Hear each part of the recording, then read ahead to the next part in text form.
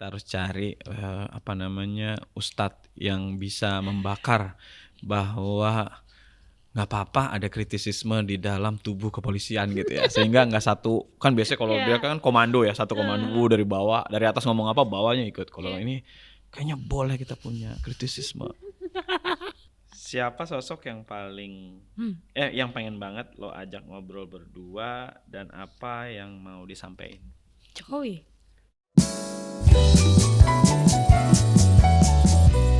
Oke.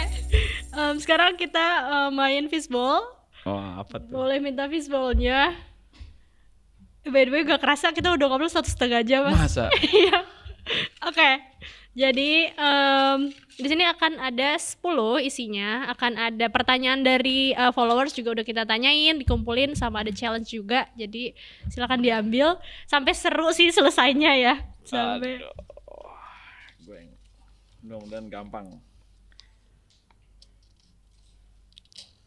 Apa, Mas? Buat penggalan lagu untuk Angan. Pas banget. Aduh, gile. Buat penggalan lagu untuk Angan. Udah kali manifesto. Nggak bisa. Harus lagu baru ya. Penggalan aja. Penggalan. Apa ya, penggalan lagu kayak Ya kan suka bikin beat juga. Ya. Coba bales, Mas. Suka bikin beat ya, kamu harus tahu aku juga bisa bikin beat. Dia pasti marah kalau tahu gua ngomong gitu ya.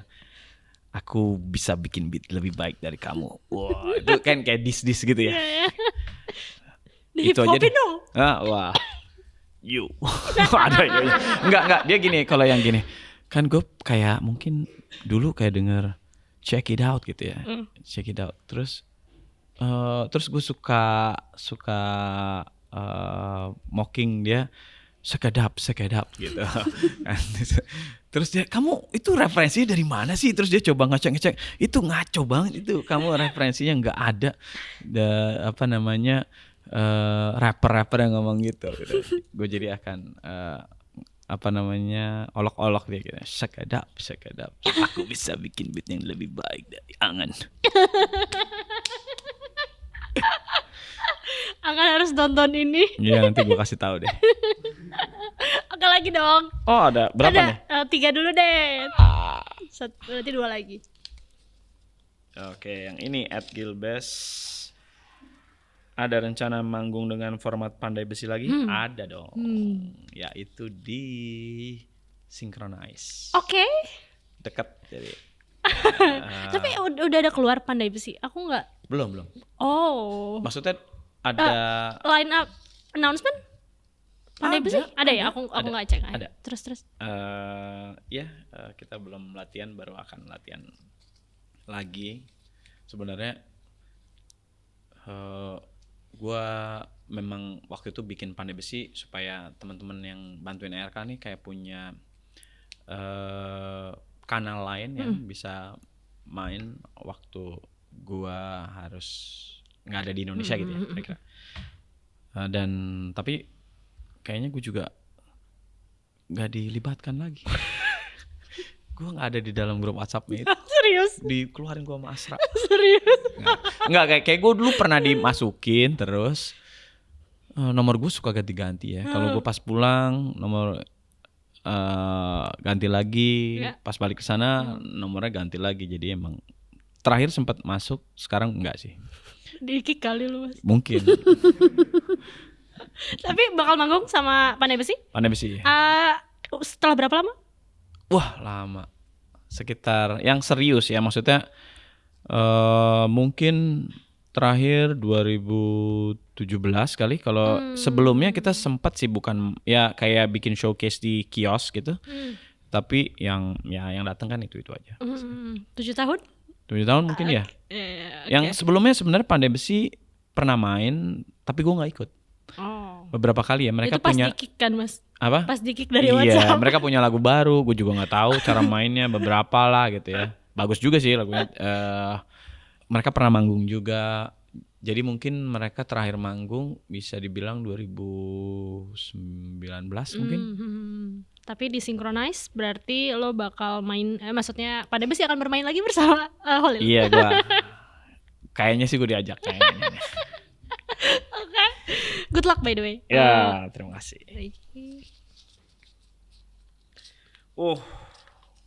Agak aneh nih, Felix Das. Pernah berurusan dengan Intel aparat nggak? Kalau pernah, apa yang paling... Aduh, gue nggak pakai kacamata, sorry. Ya, it's okay. Apa yang paling... Terus tulisan drama jelek. Oh gitu. Dari Felix Das, @FelixDas, pernah berurusan dengan Intel aparat nggak? Kalau pernah, apa yang paling memorable? Yang berhubungan langsung sama ERK itu bukan Intel ya, kayak aparat aja.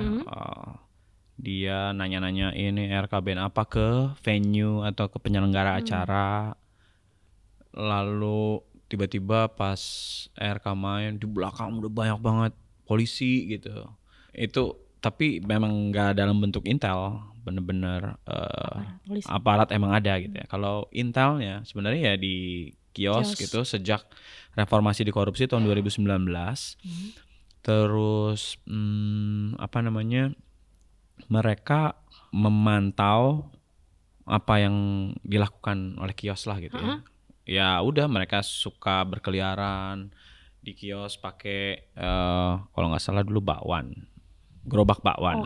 Gerobak bakwan, terus pas kita beli nggak enak dan selain itu kayak udah mau habis tapi dia nggak punya kembalian, nggak ada uang sama sekali kayak gitu-gitu. Itu kan mencurigakan ya.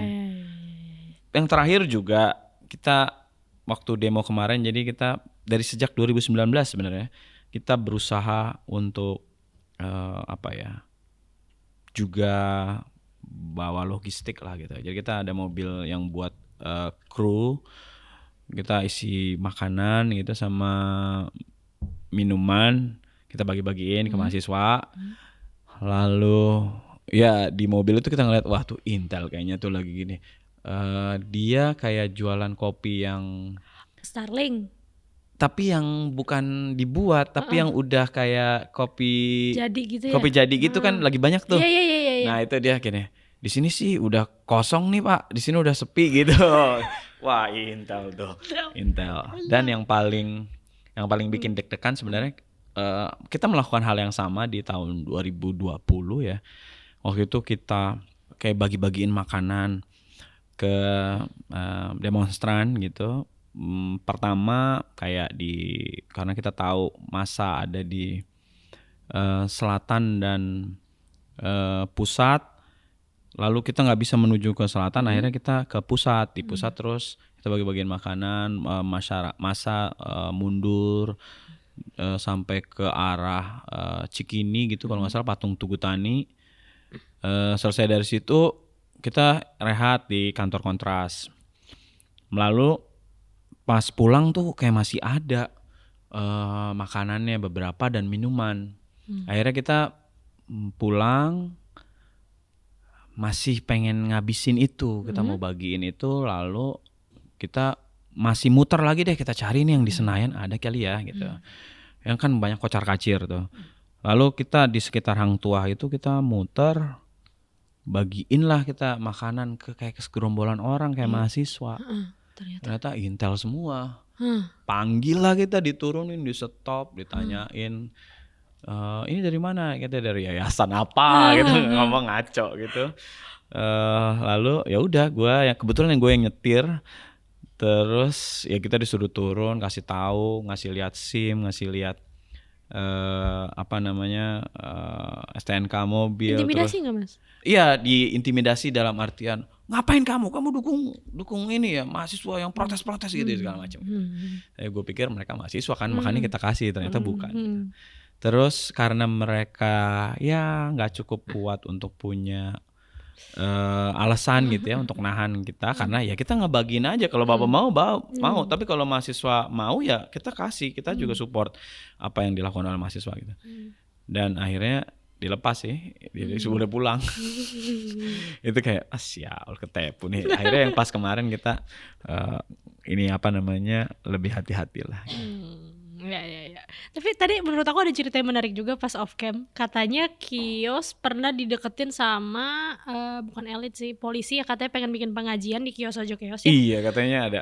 Itu beberapa kali ya memang abis itu karena tahu kok sering ada acara-acara, mungkin mereka kontakan sama polsek sekitar gitu. Akhirnya polsek dan mungkin ada kayak koramil datang, mereka ingin bikin sesuatu di situ. Ada yang cuma pengen tahu aja ini tempat apaan, kok kita dapat laporan banyak acara di sini. Terus ya diajak ngobrol apa-apa, akhirnya mereka beli merchandise. Mereka juga bingung kali ya. Ini mereka mau marah-marah tapi ternyata mereka malah keluar duit lagi. Lucu. Tapi padahal ya menurut gue kalau misalnya ada pengajian polisi di kios, menurut gue itu chaos sih. Wah parah sih itu chaos, itu nggak jelas nih. Waduh, kita harus cari apa namanya ustadz yang bisa membakar bahwa nggak apa-apa ada kritisisme di dalam tubuh kepolisian gitu ya, sehingga nggak satu kan biasanya kalau dia kan komando ya, satu komando dari bawah, dari atas ngomong apa bawahnya ikut. Kalau ini kayaknya boleh kita punya kritisisme. Oke, boleh lagi nggak? Oke. Tadi udah berarti 3. Boleh deh 2 lagi. Sebutkan 3 lagu Efek Rumah Kaca yang paling underrated. Underrated tuh kategorinya mungkin kalau kita lihat di platform dia yang sebenarnya Nggak banyak didengar gitu kali ya. Tapi menurut Mas Holil atau mungkin Efek Rumah Kaca sebenarnya ini kuncian nih, bukan kuncian ya, sesuatu yang bagus. Gua kalau dari Rimpang sebenarnya cukup terkejut dalam artian bisa juga kita punya arah musik ke sini gitu. Itu Ternak di Gembala. Ternak di Gembala kalau Bersemis Kebun kan kayak ya ERK main dengan nada minor, terus lah hawanya kayak gitu, lirik begitu, terus kebetulan bisa kolaborasi sama Mork Vanguard ya. Oke. Itu pencapaian juga buat kita gitu. Tapi kalau yang dan itu publik, nah pendengar ERK gitu terutama notice itu ya, itu jadi kayak wah gila, Mork MV gila sih gitu. Nah tapi kalau yang underrated menurut gua kayak kita kayaknya belum pernah main ke arah situ di album-album di lagu-lagu yang sebelumnya itu Ternak di Gembala.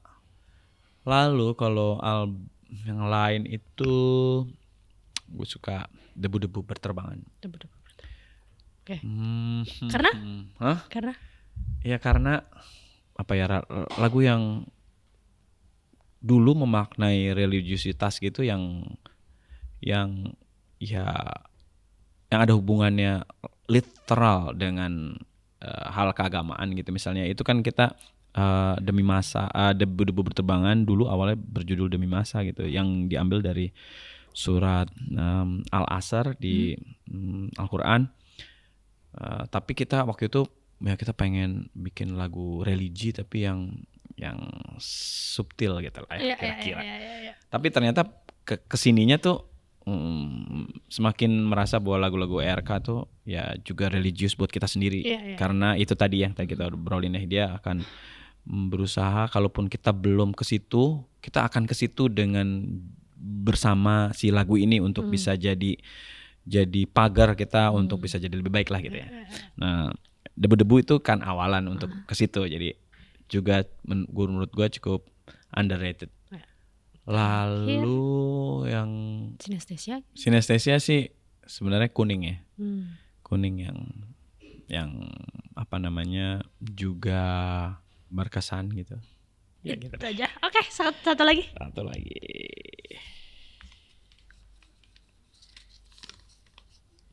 Siapa sosok yang paling yang pengen banget lo ajak ngobrol berdua dan apa yang mau disampaikan? Jokowi.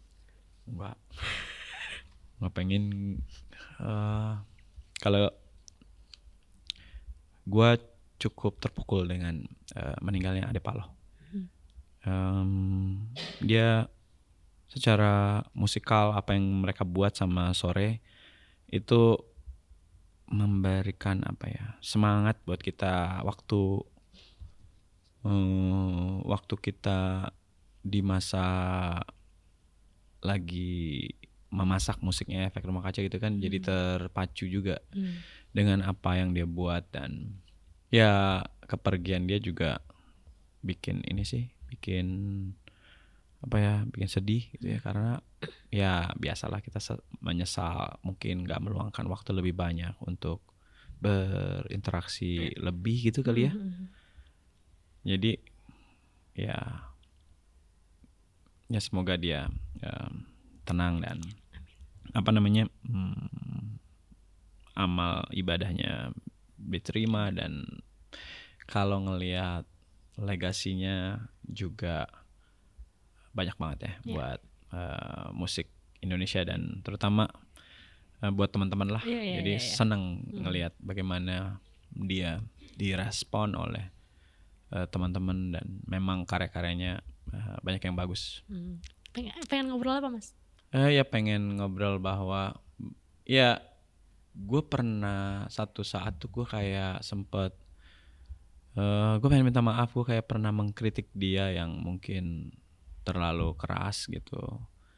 Jadi dalam satu momen gue lupa, kayak di satu grup WhatsApp gitu kayak dia ngomong kayak soal COVID ya. Gue merasa kayak yang dia bicarakan itu kurang pas buat situasi kita gitu.